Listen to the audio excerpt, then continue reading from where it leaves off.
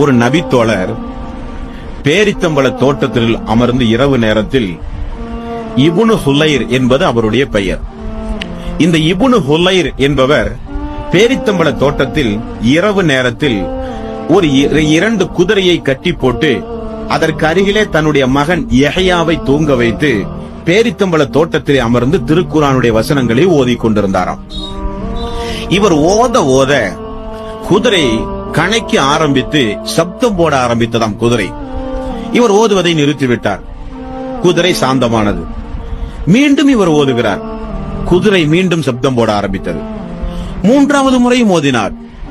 3வது முறையும் குதிரை சப்தம் போட ஆரம்பித்தது.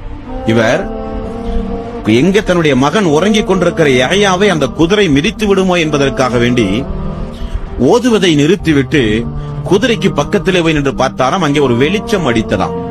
வானத்தை பார்த்தாராம். மேகமெல்லாம் திரண்டு வந்து கருநிறத்து மேகமாக திரண்டு வந்து மேகத்தினூடாக ஒரு ஒளியை பார்த்தாராம்.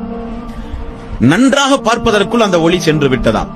காலை பொழுதில் நபிகள் நாயகம் ஸல்லல்லாஹு அலைஹி வஸல்லம் இடத்திலே நடந்த செய்தியை இப்னு ஹுலைர் என்று சொல்லப்படுகிற பிரசித்தி பெற்ற இந்த நபித்தோழர் சொல்லுகிறார். ரசூல் ஸல்லல்லாஹு அலைஹி வஸல்லம் அவர்கள் சொன்னார்கள், தொடர்ந்து நீங்கள் ஓதிக்கொண்டே இருந்திருக்கலாமே, அந்த ஒளி உங்களுக்கு அருகில் வருகிற வரை. என்ன யா ரசூலல்லாஹ்,